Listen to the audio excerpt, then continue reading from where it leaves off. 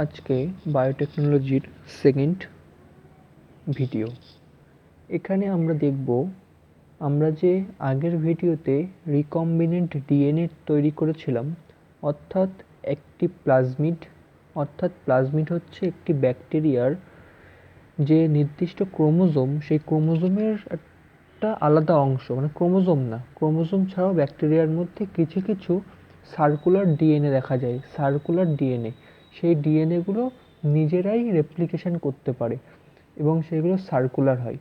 সেগুলোকে ভেক্টর হিসেবে ইউজ করা হয়, মানে এক প্রাণী থেকে অপর প্রাণীতে ওইগুলোকে ট্রান্সফার করা হয়। ট্রান্সফার করে আমরা ধরো একটা নির্দিষ্ট উন্নত মানের বৈশিষ্ট্য চাই যেটা অন্য একটা প্রাণীতে রয়েছে, তাহলে আমরা কি করব, ওই প্রাণীটার যে প্লাজমিড, সেই প্লাজমিডটাকে আমরা কালেক্ট করব।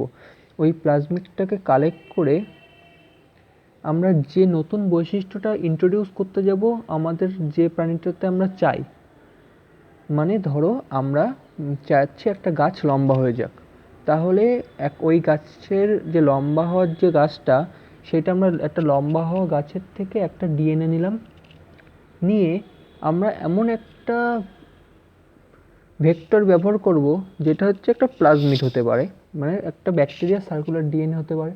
তাহলে আমরা ওই ব্যাকটেরিয়া থেকে ওই সার্কুলার ডিএনএটা নিয়ে ওই যে আমরা যে লম্বা হওয়ার জিনটা যেটা অন্য গাছ থেকে নিলাম, সেটা ওই ওই প্লাজমিডটার মধ্যে ইন্ট্রোডিউস করব।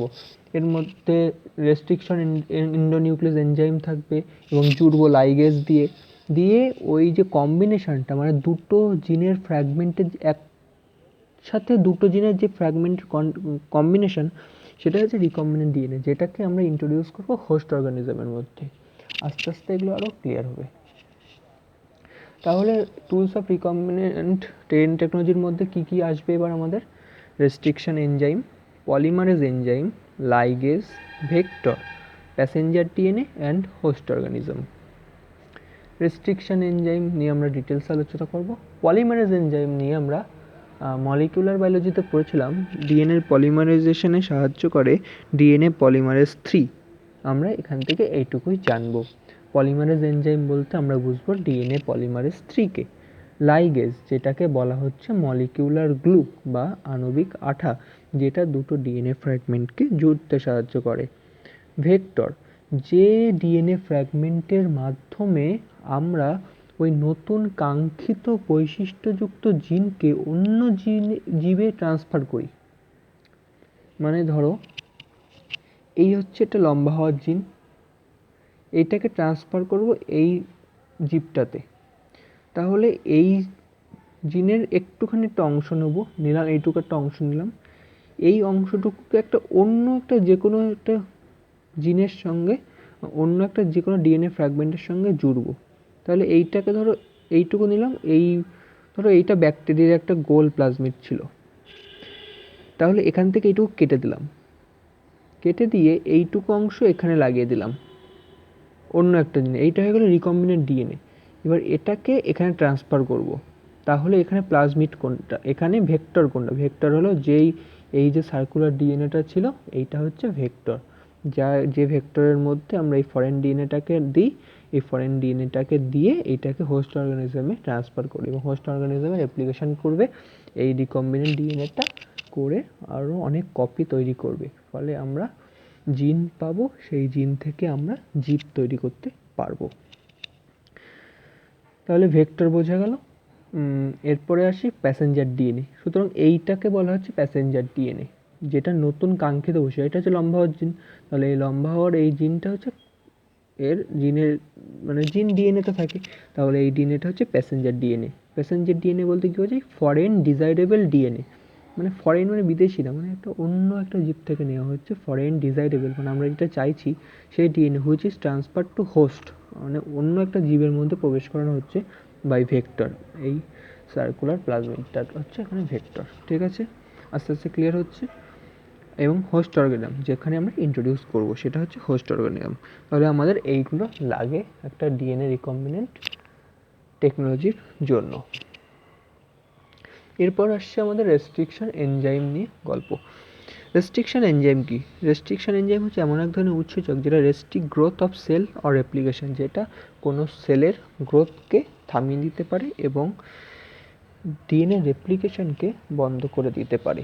কি করে? ডিএনএ খণ্ডকে, ডিএনএ যে ফ্র্যাগমেন্ট, সেই ডিএনএ তন্ত্রীকে খণ্ডিত করে, মানে ডিএনএর ফ্র্যাগমেন্ট তৈরি করে দিয়ে, মানে একটা লম্বা ডিএনএ তার ফ্র্যাগমেন্ট তৈরি করে দিয়ে ওকে স্টপ করে দিতে পারে রেপ্লিকেশনের থেকে, মানে ও আর গ্রো করবে না।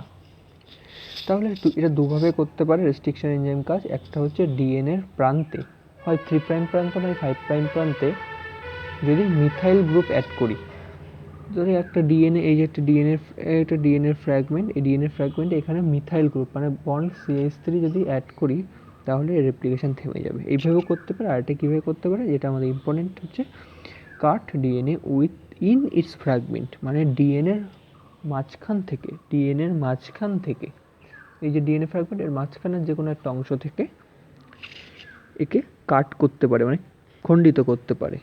এবং যেটা এই কাজ করে যে এনজাইমটা, তাকে বলা হচ্ছে রেস্ট্রিকশন এন্ডোনিউক্লিয়াস। রেস্ট্রিকশন এনজাইম দু প্রকার, একটা হচ্ছে এন্ডোনিউক্লিয়াস, একটা হচ্ছে এক্সোনিউক্লিয়াস। এন্ডোনিউক্লিয়াস হচ্ছে ডিএনএ তন্ত্রীকে মাঝখান, মানে ডিএনএ তন্ত্রীর মাঝখান বরাবর যে কোনো একটা অংশ থেকে কাটে, এবং এক্সোনিউক্লিয়াস হচ্ছে ডিএনএর প্রান্ত থেকে কাটে, শেষ অংশ থেকে কাটে। কিন্তু আমাদের রিকম্বিনেন্ট ডিএনএ টেকনোলজিতে দরকার হচ্ছে এন্ডোনিউক্লিয়াস, মানে মাঝখান বরাবর কাটবে। তাহলে এই রেস্ট্রিকশন এন্ডোনিউক্লিয়াসকেই বলা হচ্ছে মলিকিউলার সিজার বা আণবিক কাঁচি। এর উদাহরণ হচ্ছে, প্রথম যে রেস্ট্রিকশন এন্ডোনিউক্লিয়াস এনজাইম পাওয়া গিয়েছিল সেটা হচ্ছে হাইন D2। কীভাবে উচ্চারণ করলাম? হাইন, ডি আলাদা, টু আলাদা, এক লিখবো হাইন্ড, হিন্দ টু বলবো না কিন্তু, হাইন D2। এবার কি এর নামকরণগুলো কী কী হয়? এছাড়াও আছে ইকো R1, ব্যাম H1, ইকো R1, ব্যাম H1। কীভাবে নামকরণ হয়? এইটা পাওয়া যায় হচ্ছে একটা ব্যাকটেরিয়া থেকে, সেই ব্যাকটেরিয়াটার নাম হচ্ছে হিমোফিলাস ইনফ্লুয়েঞ্জা থেকে হাইন D2 রেস্ট্রিকশন এনজাইম বা রেস্ট্রিকশন এন্ডোনিউক্লিয়াস এনজাইম পাওয়া যায়। প্রথম হচ্ছে হাইন D2, যেটা আবিষ্কার করা হয়েছিল। কীভাবে করা হয়? গণের থেকে বা জিনাসের থেকে প্রথম অক্ষরটা নেওয়া হয় H, এবং যে স্পিসিস বা প্রজাতি থাকে তার প্রথম দুটো লেটার নেওয়া হয়, এবং প্রথম দুটো লেটারকে নেওয়া হয় স্মল এ, এবং জিনাসের লেটারটাকে নেওয়া হয় ক্যাপিটাল এ। এবং ডি হচ্ছে স্ট্রেইনের নাম। আমরা মলিকুলার বায়োলজিতে পড়েছিলাম স্ট্রেইন হচ্ছে ব্যাকটেরিয়ার, S3 স্ট্রেইন, S2 স্ট্রেইন আছে ব্যাকটেরিয়ার, সেই স্ট্রেইনের থেকে ডি অক্ষরটা নেওয়া হয়েছে। এবং টু, ধরো একটা ল্যাবে কাজ করা হচ্ছে, এমন অনেক স্যাম্পেল রয়েছে, 1 2 3 4 5 6, এবং যে স্যাম্পেলটাতে এটা কাজ করেছে সেই স্যাম্পেল নাম্বারটা হচ্ছে 2, কিছুই না, এটা স্যাম্পেল নাম্বার। একটা ফ্যাক্টরিতে 4-5 রকমের জিনিসটা কাজ হচ্ছে, প্রথম বটলকে 1, সেকেন্ডটাকে 2, থার্ডটাকে 3 দিচ্ছে। এবার দেখো 4 নম্বরেরটা আমাদের কাজ করছে, তাহলে ওখান থেকে 4 নম্বরটা তোলা হয়েছে, কাজ করেছে 4 নম্বরটা, যেহেতু ওখানে 2 নম্বরটা কাজ করেছিল, তাই নাম দেওয়া হচ্ছে হাইন D2। তেমনই ইকো R1, এখানে কি হচ্ছে, এস্চেরিশিয়া কোলাই থেকে নেওয়া হচ্ছে। এস্চেরিশিয়া কোলাইয়ের ই হচ্ছে জিনাসের থেকে ই, আর কোলাইয়ের সিও প্রথম দুটো নেওয়া হয় যেহেতু স্পিসিস থেকে, কো, এবং আর হচ্ছে স্ট্রেইন, এখানে আর স্ট্রেইন থেকে নেওয়া হচ্ছে, এবং এর 1 মানে স্যাম্পেল 1 থেকে নেওয়া হচ্ছে। তেমনই ব্যাম H1 এ বি হচ্ছে জিনাসের থেকে নেওয়া হচ্ছে, এম হচ্ছে এর স্পিসিস থেকে নেওয়া হচ্ছে, এবং এইচ হচ্ছে স্ট্রেইনের নাম, এবং 1 হচ্ছে স্যাম্পেল নাম্বার। এবার আমাদের আলোচনার বিষয় হচ্ছে রেস্ট্রিকশন সাইট কি। What is restriction site? Okay, restriction endonuclease enzyme ডিএনএর মধ্যেখানে যে কোনো অংশ থেকে ডিএনএকে কাট করতে পারে না। ডিএনএর মধ্যেখানে একটা নির্দিষ্ট সিকোয়েন্স থাকে, সেই সিকোয়েন্স বরাবরই রেস্ট্রিকশন এনজাইম নিজের কাজ করে, ওই সিকোয়েন্সটাকেই বলা হচ্ছে রেস্ট্রিকশন সাইট। কেমন একটু দেখে নিই। 4 to 8 base pair containing site, এটা হচ্ছে ডিএনএর মধ্যে একটা 4 থেকে 8টা বেস পেয়ার নিয়ে গঠিত। বেস পেয়ার কোনগুলো? ATGC, তাহলে ATGCC এমন যে কোনো বেস পেয়ার নিয়ে গঠিত হতে পারে, এমন পরপর 4 থেকে 8টা বেস পেয়ার নিয়ে গঠিত একটা ছোট্ট অঞ্চল। সেই অঞ্চলে রেস্ট্রিকশন REX বা রেস্ট্রিকশন এন্ডোনিউক্লিয়াস অ্যাক্টস কাজ করে, অ্যান্ড কাট ডিএনএ ফ্র্যাগমেন্ট, এবং ওই বরাবর ডিএনএ ফ্র্যাগমেন্টকে কাট করে। কি কাট করে? সুগার ফসফেট ব্যাকবোন কাট করে। আমরা জানো ডিএনএর যে তন্ত্রী সেটা হচ্ছে সুগার ফসফেট ব্যাকবোন দ্বারা তৈরি, সেটাকে কাট করে। এছাড়া হাইড্রোজেন বন্ডিংও ব্রেক করতে পারে না। Restriction enzyme hydrogen bond break করে না। রেস্ট্রিকশন এনজাইম কি ব্রেক করে? Sugar phosphate backbone. Hydrogen bond কে ব্রেক করে? DNA ligase not. DNA ligase কি করে? ডিএনএ লাইগেজ হচ্ছে জুড়তে সাহায্য করে, আর DNA helicase hydrogen bond cut মানে ভেঙে দেয়।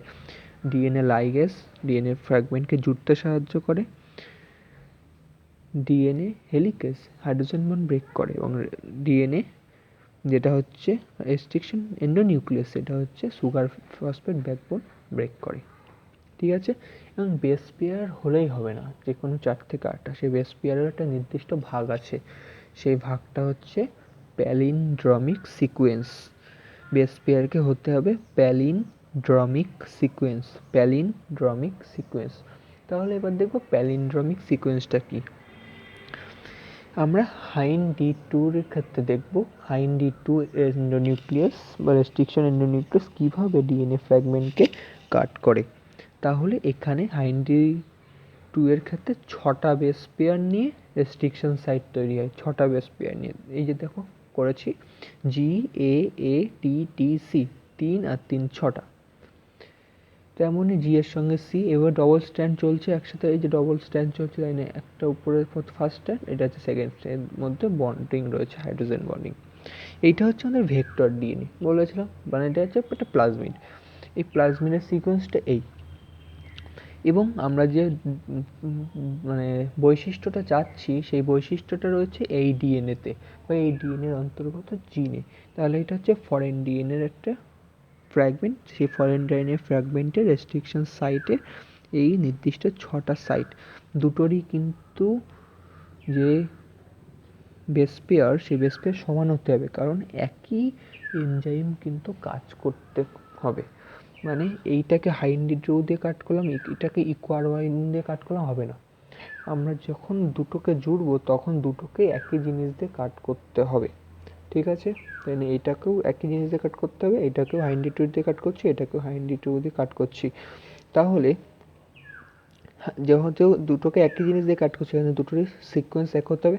দেখো এটারও সিকোয়েন্স GAATTC, নিচেও এর সঙ্গে কমপ্লিমেন্টারি বেস পেয়ার রয়েছে। তাই কীভাবে কাট করছে? এটাকে কাট করছে এইভাবে, কাট করছে না, এটাকে কাট করছে এই বরাবর। যেইটুকু বক্সের মধ্যে সেইটুকু আমাদের কাজে লাগবে, আর এইটুকু অংশ বাদ দিয়ে দিচ্ছে।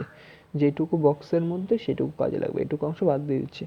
এইভাবে কাট করছে কেন? এইভাবে কাট করছে কারণ এই অংশটা স্টিকি এন্ড হয়ে যায়। এই অংশটা কি হয়ে যায়? স্টিকি এন্ড হয়ে যায়। স্টিকি অর্থাৎ আঠালো একটা অংশ ধরে নিচ্ছি, কারণ এইটা এই ফ্র্যাগমেন্টটা এর সঙ্গে যুক্ত হবে, এই ফ্র্যাগমেন্টটা এর সঙ্গে যুক্ত হবে, মানে এই বক্সটার সঙ্গে এই বক্সটা যুক্ত হবে। ঠিক এমনভাবে এই নিচের অংশটা হচ্ছে এই যে ভেক্টরের, আর এইটা হচ্ছে ফরেইনের। ঠিক আছে, জুড়ে দিলাম। জুড়লাম কিসের সাহায্যে? ডিএনএ লাইগেজের সাহায্যে। এবং এখানে প্যালিন্ড্রমিক সিকোয়েন্সটা কি? প্যালিন্ড্রমিক সিকোয়েন্সটা হচ্ছে এমন একটা সিকোয়েন্স যেটা এই দিক থেকে পড়লেও যা হবে এই দিক থেকে পড়লেও তাই হবে। অর্থাৎ ডিএনএ শৃঙ্খল একটা চলে 5' to 3', একটা চলে 3' to 5'। ধরছি উপরেরটা 5' to 3', আর নিচেরটা 3' to 5'। বলছে এমন একটা সিকোয়েন্স যে সিকোয়েন্সের 5' to 3' গেলেও যা হবে 3' to 5' গেলেও তাই পাবো। দেখি GAATTC, 5' থেকে তাই পেলাম, 5' থেকে কী পেলাম? GAATTC। 3' to 5' থেকে কী পাবো? 3' to 5' থেকে পাবো হচ্ছে এইটার তো পড়লাম এই পাশে। ঠিক আছে, তাহলে এর 5' to 3' এইটা এদিকে যাচ্ছে, তাহলে এই দিক থেকে কী পাবো গেলে? GAATTC, মানে এই দিক থেকে পড়লেও যা এই দিক থেকে পড়লেও তাই। দেখো এই দিক থেকে পড়লেও যা এই দিক থেকে পড়লেও তাই, মানে একটা শৃঙ্খল, দুটো নিউক্লিওটাইড শৃঙ্খল। একটা শৃঙ্খলার এই দিক বরাবর নিউক্লিওটাইডের সজ্জাও যা, সেকেন্ড শৃঙ্খলটা মানে একসাথে দুটো শৃঙ্খল চলে বিপরীতমুখী সমান্তরাল, প্রথম শৃঙ্খলটার এই দিক থেকে পড়লেও যা, সেকেন্ড শৃঙ্খলটার এই দিক থেকে পড়লেও তাই। এটা হচ্ছে প্যালিন্ড্রমিক সিকোয়েন্স। প্যালিন্ড্রমিক সিকোয়েন্সের একটা উদাহরণ যেমন হতে পারে মালায়ালাম,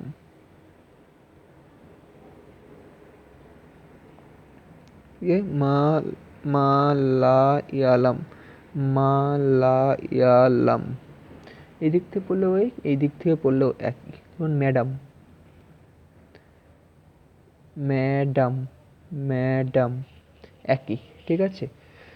এটা হচ্ছে প্যালিন্ড্রমিক সিকোয়েন্স, যে সিকোয়েন্সের দুটি নিউক্লিওটাইড সজ্জা বরাবর পড়লেই একই ধরনের নিউক্লিওটাইড সজ্জা পাওয়া যায়, মানে দুটো শৃঙ্খল বরাবর যদি পড়ি তাহলে একই সজ্জা পাওয়া যায়, সেটা হচ্ছে প্যালিন্ড্রমিক সিকোয়েন্স, ঠিক আছে। অর্থাৎ যে শৃঙ্খলটা 5' to 3' যাচ্ছে তার সিকোয়েন্সও যে হবে 5', যেটা 3' to 5' যাচ্ছে তার সিকোয়েন্সও একই আসবে। 3' to 5' গুলো এটা, 5' to 3' গুলো এটা। এটা 5' to 3' যাচ্ছে তাহলে এই দিক থেকে এটা পড়ছে, আর এটা এইদিকে আছে তাহলে এই দিক থেকে পড়লে এইটা আসছে, একই আসছে। এবং এই দুটো ফ্র্যাগমেন্টকে জোড়া হলো কিসের দ্বারা? ডিএনএ লাইগেজের দ্বারা। এই জন্য লাইগেজকে বলা হয় মলিকিউলার গ্লু বা আণবিক আঠা। তাহলে এই গেল আমাদের রিকম্বিনেন্ট ডিএনএ বানানো। কিভাবে রিকম্বিনেন্ট ডিএনএ বানানো হচ্ছে, মানে এইটাকেই বলা হচ্ছে রিকম্বিনেন্ট ডিএনএ, যার মধ্যে ভেক্টরের অংশ থাকছে আর ফরেন ডিএনএর অংশ থাকছে। এই অংশটাকেই ওটা কোনো একটা অর্গানিজম হোস্টে ট্রান্সফার করা হচ্ছে। সেই হোস্টের মধ্যে এই অংশটা নিজেকে রেপ্লিকেট করছে, রেপ্লিকেট করে অনেকগুলো কপি তৈরি করছে। কিসের সঙ্গে? ছেড়ে দিলে কপি তৈরি করতে পারবে না। এই অংশটাকে হোস্টের মধ্যে প্রবেশ করানোর পর এই অংশটা হোস্টের জিনোমের সঙ্গে যুক্ত হবে, মানে হোস্টেরও নিজস্ব ক্রোমোজোম আছে, সেই ক্রোমোজোমের সঙ্গে এটা যুক্ত হবে। মানে এর মধ্যেও এই ডিএনএ ফ্র্যাগমেন্টটার মধ্যেও কি থাকবে? এই ডিএনএ ফ্র্যাগমেন্টের মধ্যেও এন্ডোনিউক্লিয়াস এনজাইম থাকবে, সেইটাও ওইটাকে কাট করবে, করে ওই জিনোমের সঙ্গে যুক্ত হবে। ওই জিনোমের সঙ্গে যুক্ত হয়ে তারপর রেপ্লিকেশন করবে, রেপ্লিকেশন করে করে এরম এইটুকু থাকবে, এইটুকু থাকবে, বা এইটুকুর যে ফরেন পার্টটুকু সেইটুকু থাকবে। ফরেন পার্টটুকু ওই হোস্টের জিনোমের সঙ্গে যুক্ত হবে, যুক্ত হয়ে ওইটা রেপ্লিকেট করবে, ফলে নতুন জীব উৎপন্ন হবে। মানে এই হচ্ছে হোস্টের ডিএনএ, এই হচ্ছে হোস্টের ডিএনএ। এই হচ্ছে আমাদের যেটা এই স্ট্রাকচারটা গোল। এবার কী হবে? এখান থেকে এইটুকু ফরেন ছিল, ধরো এইটুকু ফরেন ডিএনএ ছিল, এইটুকু অংশ ফরেন ছিল, তাহলে এইটুকু অংশ এর সঙ্গে জুড়ে গেল, জুড়ে কি একটা গঠন তৈরি করলো। এই অংশটা এবার রেপ্লিকেট করবে, এই অংশটা রেপ্লিকেট করতে করতে অনেক এরকম ডিএনএ তৈরি করবে, অনেক জিন তৈরি করবে। এবার সেই জিনকে কালেক্ট করা হবে, সেই জিনকে কালেক্ট করে সেটাকে টিস্যু কালচার করা হবে, করে তার থেকে নতুন জীব তৈরি করা হবে। সুতরাং এটা আমাদের শেষ হলো রিকম্বিনেন্ট ডিএনএ কী করে বানানো হয় সেই পদ্ধতিটা। এবার ভেক্টর ডিএনএ শুরু করার আগে আমরা নতুন একটা জিনিস দেখে নিই ছোটোখাটো, সেটা হচ্ছে অ্যাগারোস জেল ইলেকট্রোফোরেসিস, যেটার দ্বারা ডিএনএকে সেপারেট করা হয় এবং ডিএনএকে আইসোলেট করা হয়। মানে রেস্ট্রিকশন এন্ডোনিউক্লিয়াস এনজাইম দিয়ে ডিএনএ ফ্র্যাগমেন্ট তৈরি করছে, সেই ফ্র্যাগমেন্টগুলোকে এবার আলাদা করতে হবে। কী করে আলাদা করব? যেহেতু ডিএনএ একটা নেগেটিভলি চার্জড মলিকিউল, সুতরাং কী করা হয়, এই যে ডিএনএ ফ্র্যাগমেন্ট এইগুলোকে একটা প্লেটের উপর রাখা হয়, ঠিক এমন একটা প্লেটের উপর রাখা হয়। এই প্লেটের উপরে যে গ্রে কালারে দেখা যাচ্ছে এটা হচ্ছে অ্যাগারোস জেল দেওয়া হয়েছে। অ্যাগারোস জেল কী থেকে পাওয়া যায়? সি উইড, মানে সমুদ্রের আগাছা থেকে অ্যাগারোস জেল, বা সমুদ্রের বিভিন্ন শৈবাল থেকে অ্যাগারোস জেল পাওয়া যায়। যেমন জেলিডিয়াম থেকে পাওয়া যেতে পারে, 11 জেল পাওয়া যায়। সেই 11 জেলের উপরে ডিএনএ ফ্র্যাগমেন্টগুলোকে, এই যে ডিএনএ ফ্র্যাগমেন্ট লাল লাল, এগুলোকে বিছিয়ে দেওয়া হয়েছে। এবার এই পাশ থেকে এই পাশে তড়িৎ ক্ষেত্র বা ইলেকট্রিক ফিল্ড প্রয়োগ করা হচ্ছে। ডিএনএ যেহেতু নেগেটিভ, তাই জন্য এইগুলো অ্যানোডের দিকে চলে যাচ্ছে। এই পাশে হচ্ছে অ্যানোড, এই পাশে হচ্ছে ক্যাথোড। তাহলে ক্যাথোড থেকে অ্যানোডের দিকে তড়িৎ ক্ষেত্র, মানে এই বরাবর দেওয়া হচ্ছে ইলেকট্রিক ফিল্ড। তাহলে ডিএনএ এই দিকে যেহেতু পজিটিভ তড়িৎদ্বার মানে অ্যানোড, তাই জন্য ডিএনএগুলো এদিকে চলে যাচ্ছে এবং এগুলোকে আলাদা করা সম্ভব হচ্ছে। এটা হচ্ছে অ্যাগারোস জেল ইলেকট্রোফোরেসিস পদ্ধতি। তাহলে এখানে তাই লেখা রয়েছে এবং বলা হচ্ছে অ্যাকর্ডিং টু ফ্র্যাগমেন্ট, এবং যেগুলো আগে চলে যাচ্ছে, মানে যেগুলো আগে চলে যাচ্ছে সেগুলো হচ্ছে হালকা ফ্র্যাগমেন্ট। হালকা ফ্র্যাগমেন্টগুলো আগে চলে যাচ্ছে, যেগুলো ভারী ফ্র্যাগমেন্ট সেগুলো পিছনে থাকছে। এবার বলছে এই যে ডিএনএ যে ফ্র্যাগমেন্টগুলো লাল লাল পাচ্ছিলাম সেগুলোকে চিনব কী করে? এই জন্য কি একটা কেমিক্যাল, যেটা হচ্ছে এটা ইম্পর্টেন্ট টার্ম, এটা মনে রাখতে হবে, ইথিডিয়াম ব্রোমাইড। ইথিডিয়াম ব্রোমাইড নামে একটা রাসায়নিক পদার্থ এবং ইউভি রেডিয়েশন দিয়ে এইগুলোকে দেখা হয়, মানে স্ট্রেইন বা কালার করা হয় কি দিয়ে, ইথিডিয়াম ব্রোমাইড দিয়ে। তারপরে কি করা হয়, ইউভি রেডিয়েশনে দেখা হয় এটাকে, এবং কি কালার দেখা যায় ব্রাইট অরেঞ্জ